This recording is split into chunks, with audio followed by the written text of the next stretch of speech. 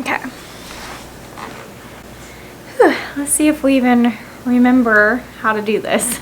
Hi friends, it's me, Kim Martin, and it's been a minute since I have done this. Sit down in front of a camera, talk, and update you on our lives.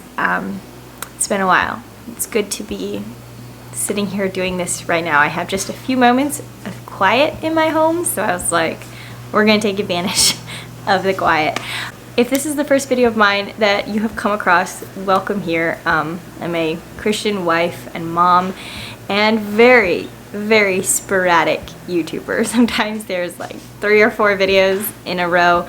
The next time I don't post for maybe 6 or 7 months. It all comes down to what my time and life will allow. So it feels good to be sitting down today to film this video. It's been something that has just been on my heart and on my mind to do. Stepped away from YouTube a while ago. I think it was towards the beginning of 2025, and was just kind of waiting for that time that I felt like mentally I could handle getting back into it, and that time just was not arriving. And I was just very okay with that. I've interacted with many of you outside of YouTube, whether that is emails, Instagram DMs, or running into various ones of you in real life. And I always get the same question.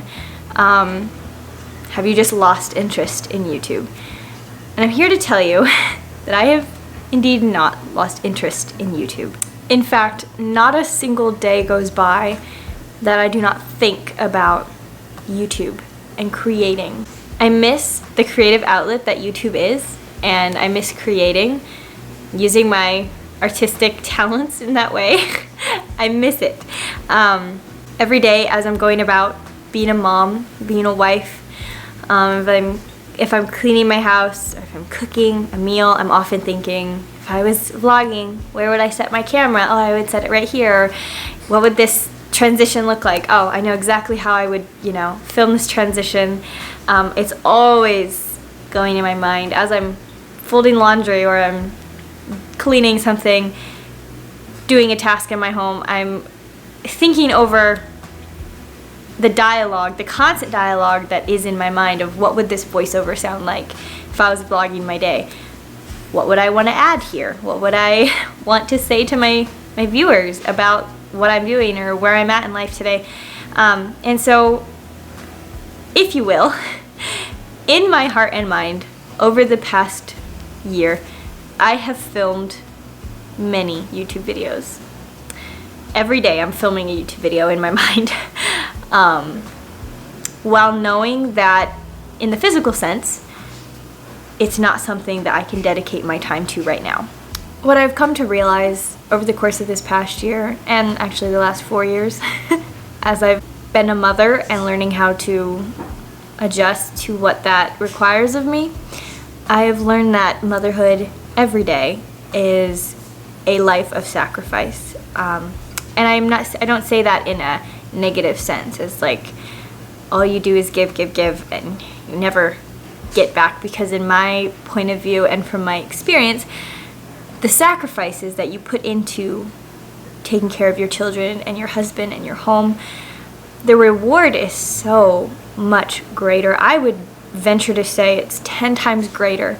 If you put in the effort and the work and you do it cheerfully and as to the Lord, there is just so many blessings and so many rewards. And because I've experienced that, even in the short 4 years that I have been a mother, it spurs me to become even more sacrificial in my time and my energy. What that looks like is a daily laying down of my own interests, my hobbies right now, my ambitions. Not to say that those things aren't there. And I think that's a common misconception in motherhood, is that if we have to lay down our interests and our ambitions and our hobbies for a time, it can feel like they're gone forever. And I comfort myself in knowing that that's not true. That's not the case. Just because I don't have time for YouTube right now doesn't mean I love it less, doesn't mean I don't have ambitions with my YouTube channel. I look at it as I'm archiving some of my big plans, my interests, my hobbies. There's gonna be a day where I can sit down and I can watercolor all day. There's gonna be a time where I can sit in front of a camera, a vlogging camera, and vlog my day away. But when those days come, I think a part of me will be very glad that I gave my family my undivided attention while they were still in my home. My children aren't in my home forever. I'd say on average, a child moves out of your home between the age of 18 and 25? Is that pretty average? I don't know, I'm not there yet. If my children live here longer than that, it's okay. But I want to enjoy this short blip of time that I get to have them here. Someday I'll be able to fully commit to my YouTube channel, be able to fully commit to other things that I would like to be involved in right now. And I think when that day comes, I'll be able to do it well and give it my undivided attention. And I look forward to that. My days are very full, taking care of my family. And every day I think, you know, throughout the day I'm like, okay, I'm gonna get this and this done, and then maybe I can film a YouTube video. And then evening rolls around and I'm tidying my house and tucking my children into bed and loading my dishwasher so I can empty it in the morning. And I think to myself, well, maybe tomorrow I'll film a YouTube video. And then the next day comes and I work hard again and think maybe tomorrow I'll film that YouTube video. And then all of a sudden it's been 7 months and I still haven't filmed a YouTube video, and it is what it is. Some moms out there can run the race of content creator and YouTuber and entrepreneur while not feeling like it's at the expense of their family. Unfortunately, through trial and error, I have learned that that's not the case for me. I'm a much better mom if I wear one hat at a time. Although that in itself is not entirely true, because when you're a mother, you wear many different hats at many different times. Many hats I feel ill-equipped to be wearing, but it's a story for another day. I wanted to briefly explain where I've been at on all of that. That's where my heart and my mind has been over the last year. I also wanted to address one other question I've been getting quite a bit.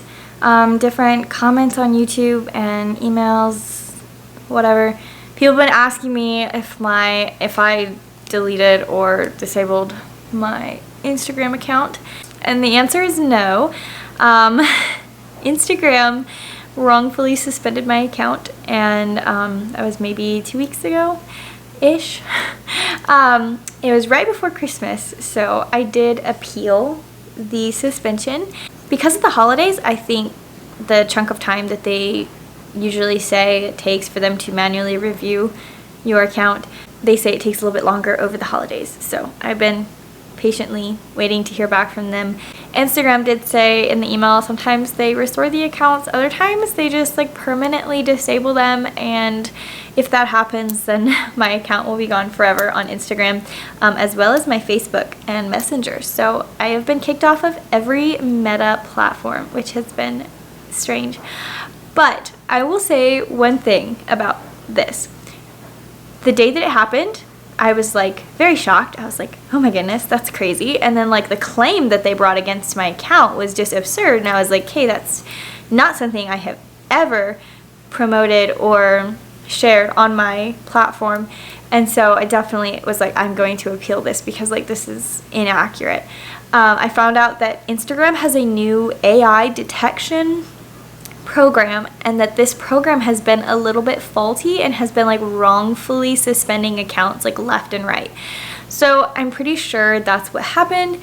However, like the manual review of my account is taking a while. So anyway, if you have any experience with having an Instagram account suspended or anything like this, feel free to either email me or like leave a comment, and if you have something that you suggest I can do to speed up the process or help in some way, I would love to hear from you. But also, I'm not in a big hurry to get my Instagram account back.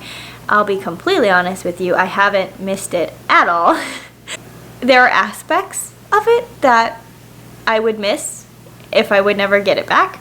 Over the last year, I have come to realize that Instagram is fake. We live in the real world and Instagram is a fake world. What happens on Instagram is 15% real. The rest is just fake. It's curated. It's the highlight reel. It's predominantly influencers, which gets very old. And I'm just gonna be completely honest with you all that sometimes Instagram is the villain in your story. Having control of the habit that social media can become is the most freeing way to live your life. My advice to you is to get off of social media. You don't need to hear whatever that influencer that you follow has to say. You don't need to buy whatever she's selling. At times, I have worn the hat of an influencer. I've promoted the products and I've made income from those links and those promotions, which have always been a tremendous blessing to our family. And it's been a wonderful way to feel like I can walk beside my husband and contribute a little to the income, which is a very good feeling to have when you're a stay-at-home mom. Sometimes there's not a lot of ways you can do that, contribute to the income, And so that's always been wonderful. And so thank you to every single one of you that has supported my family, whether that's through buying through our links or watching my videos. In whatever way that you have participated in my channel or my Instagram, whether that's by following, liking, sharing, purchasing through a link, I do appreciate it.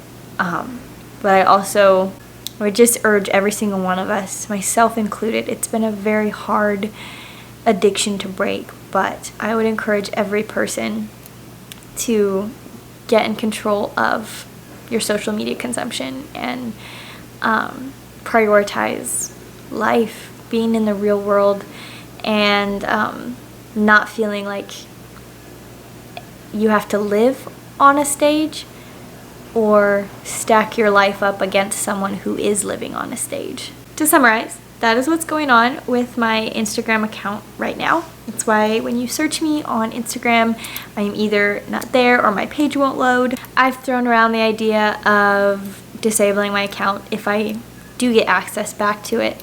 I never want to be so attached to a social media platform that if it wouldn't be there overnight, that it would just devastate me. Okay, I wanted to kind of summarize our year for you. I've not been on YouTube, so I feel like we have gotten out of touch. Sometimes I just don't know where to start, but I will try to make this quick, move through this efficiently. January was very busy. It was just super cold here in northern Indiana, and I was very busy because my friend Loretta and I were working on the decor team for a local women's retreat. The months leading up to January and the first half of January was just spent like wrapping up all of our things we were going to need for the decorations, and just then like the setup and the actual weekend of the retreat was just madness, trying to do all of our things, and we were clearing and resetting tables in between sessions, and it was exhausting, but we both enjoyed ourselves. We both love decorating, and we work together well. We tend to just read each other's minds when it comes to decorating. We can communicate with a simple glance, and I appreciate that. So we had a really good time. My birthday was also that weekend. Daryl took me out the week after for dinner, and we had a very enjoyable time. So my birthday was extremely special, even though it was a very, very busy time of year. February was super fun. I'm going to say like the highlight of February was definitely the trip that Daryl and I had planned to Playa del Carmen, which is in Mexico. Okay. Playa del Carmen is a small town in Mexico. It's about an hour outside of Cancun, so it's not quite as touristy, not quite as busy, but just a beautiful place. We left our 3 boys for the first time ever with my parents and my siblings that still live at home, and we were gone for 5 days maybe, and we actually went with some friends. I'm here to settle the debate on whether you should travel with friends or not travel with friends. I give it 5 stars. We had the best time, and I'm sure it depends on like which friends you take with you. I mean, you can't just like take anybody. It has to be people you really get along with and connect with. And so we just had like the best time. We stayed at a resort with some friends, and we just had the best time. I was around the halfway point in my pregnancy, and so we actually got to find out the gender of our baby while we were in Mexico. I had slipped the ultrasound paper to my friend before we left, and she packed a little box. It was gonna have either pink items in it or blue items in it, and then she took the box with her to Mexico. And I didn't know when she was going to give it to us, so it was just kind of exciting. Like, you know, at any point she could hand me a little box and we'll know what the gender of our baby is. And so we were at dinner the first night we were there, and she just walked up to our table and hands me the box. And Daryl always opens the box first, or the envelope, or however we find out. He always like does it first, which I love, because I like to try and like read his reaction and be like, like, is it a boy or is it a girl? But anyway, so I film like giving him the box and like him opening it, and he's just like gives me no clues. And then like I swapped the camera for the box. He gives me the box, I give him the camera, and I thought he was going to continue filming, but I must have accidentally turned the camera off when I handed it to him, and so that was my bad. But we did not get the reaction. But yeah, we were so thrilled to find out we were having our 4th son. Those of you that follow me on Instagram did see that he was born in July. So anyway, it was so fun to find out that we were having our 4th boy, and to be on vacation when we did it. It was just perfect. We had such a good time. So that was very fun. Yeah, so we were gone for about 4 or 5 days, and the boys had the best time with my parents. They loved being there for the week, and they got absolutely spoiled and completely doted on and catered to. And in fact, when we got home, we went to pick them up, and we asked them like, oh, are you guys ready to go home? And they were like, no. No, are you crazy? This place is it. They wanted to live at grandma's house forever. So spring of 2025 was just a very quiet and peaceful time of life. There wasn't a whole lot going on. I was going to be entering my 3rd trimester of pregnancy, and I'm going to be completely honest, dealt with a lot of pain during the 3rd trimester with this pregnancy. At the end of my pregnancy with my 3rd baby, I was experiencing what I later learned was SPD pain. It's like a pubis symphysis dysfunction, and I don't have time to go into detail about what that means, but basically it's like lower pelvic pain, and it can be very agitated by pregnancy. And I would say around like 29, 30, and 31 weeks is when it really peaked, and I was like, oh my goodness, I'm never going to make it to the end of my pregnancy. Like it was so painful. Through some different chiropractic care and some other physical therapy, I was able to kind of get in control of the pain and learn ways to manage it, which was a relief, because I was like, wow, if it's this intense for the entire 3rd trimester, I'm just going to be like, I'm gonna be shot, man. I'm gonna be like out of commission. In May, we celebrated our firstborn turning 4, which was just bizarre. It's just been the fastest 4 years of my entire life. Callan, my oldest, is such a joy to know. We just enjoy him so much. I love having a 4-year-old. It's been so fun. You just see the little glimpses of the person that they're becoming every day, and their personality and their characters just forming. And I feel like I have a front row seat to watch him become a really fantastic person, and I'm enjoying it. And I feel like that way with all of my children. I love getting to sit in the front row. He got some fun birthday gifts. He got a bike, and he calls it his motorcycle. My mom actually gave him a toolbox full of real tools, and within the first week of him having these tools, he took the fenders off of his bicycle, he took off outlet covers all over the house, and he dismantled our entire wooden futon. Like, it is in a pile of boards. Daryl tried to put it back together, but we were missing a few wing nuts and screws, so I don't know. It's really not structurally sound to this day, thanks to Callan. Oh, bless. That's okay. We love him. We love to see his brain developing in that way. It's interesting. It's been very fun. Next was June, which was supposed to be baby month. I was due in June, the very end of June, so, you know, it was likely to be July. So I spent all of like June basically seeing my midwife and going to chiropractor appointments, you know, all the appointments, doing all the things, just nesting, getting everything ready for the baby, and like trying to stay sane for sure.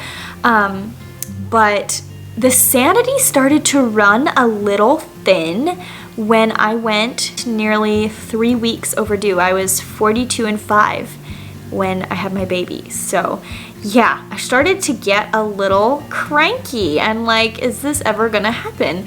And so I'm going to spare the details of the birth because I'd love to sit down and film my birth story for you. It was a pretty wild ride and I would really love to be able to go into detail, and I don't really feel like I have time in this video. So I will try to sit down and film that. Yeah, healthy baby boy, and we're so blessed to know him. His name is Bo. His full given name is Beaumont Wells Martin. We call him Bo. Sometimes we call him Monty. We love him tremendously, and he's been such a joy. He was a very relaxed and easygoing baby, which I was so thankful for. He's been a really good sleeper from day one. I've also put a lot of work into helping him to establish really healthy sleep patterns. It's something that I've really prioritized doing with all of my babies at like a very young age. And so yeah, from day one, he has been a really good sleeper, and that has kind of changed the game for me with postpartum. Like I feel like I do a lot better if I am getting sleep. Some moms can just be out there just like grit their teeth and do it and like survive on like 2 hours of sleep. And I'm here to tell you I have very high sleep needs, and it's not me. I don't like the person that I am when I'm sleep deprived. And so yeah, it's been very freeing for me to know that if I just establish healthy sleep routines at a very early age, I will have good sleep. And so it's been a game changer. And while we were enjoying our newborn bubble in July, our second born turned 3, and turning 3 is a really big deal when your older brother was 3 for an entire year. He was very, very excited to turn 3, and we talked about his birthday so much leading up to it. And then with me going so far over my due date, I was a little bit nervous because I was like, I really want to feel like I can celebrate his birthday and make it really special for him. And so we did everything we could to make it a very special birthday. We threw him a little birthday party. We did cut some corners. I ordered an ice cream cake from Dairy Queen because I was just in no position to be baking a layer cake and decorating it. But luckily he was so thrilled with his ice cream cake, and we had some friends, some family over, and it was very special. He had the best birthday, so it was a really fun day. Miles is, again, such a joy to know. He's so gentle and tender. He's very tender-hearted, but he's also a little boy, and he loves to get in on the tussling, and he loves to do all the little boy things. But yeah, at the end of the day, he has a gentle little heart, and I just love getting to know Miles and getting to experience him. In the fall of 2025, we were just enjoying the fact that we had kind of left the newborn days behind. I know a lot of different moms have different opinions, and some are like, I want to hang on to the newborn days forever, and other moms are like, whew, we got through it.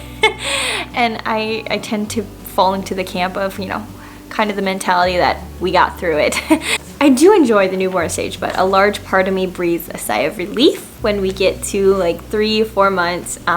So over Thanksgiving, Daryl and I made a very last minute decision to pack up the boys and drive to Missouri to visit his sisters. He has 2 sisters that married guys from Missouri, and so they live out there in roughly the same area. So made the last minute decision to drive out there for the weekend. We had the best time. Christmas, like December and Christmas, was just sheer madness. We were just, you know, I feel like we ran from like one family thing to the next, which was chaotic in the best ways possible. It was so good to catch up with everyone and to see everyone. we had a really good holiday season, and like a wonderful Christmas. We got to be at home Christmas morning with the boys, and I made Christmas like a Christmas dinner for lunch. I made a big meal, invited some family over for that, and then had some friends over for supper. It was just the best day. We had so much fun, and we've just had such a good holiday season, just taking it slow and enjoying family time, and it's been so good. I feel like we're going into 2026 rejuvenated and just fired up and excited for the new year. I would absolutely love to have more time to dedicate to YouTube, but we'll see. As time allows and as I feel like I have the mental capacity for it, maybe I will make some YouTube videos, but also if you don't see me, you don't hear from me, or if my Instagram account is gone forever, at least this video can answer some of your questions as far as all of that. Hope you enjoyed hearing about our year, what we've been up to. Yeah, that's where I've been and that's where I'll be. So thank you for watching and for sticking with me through this video, and I hope you feel like you've been kind of caught up and you know kind of what's going on. And I will be filming my birth story very soon. I'm excited to share that story with you guys. I'll be getting around to filming that soon. Thank you for sticking with me today. I'll see you in the next one. Bye guys.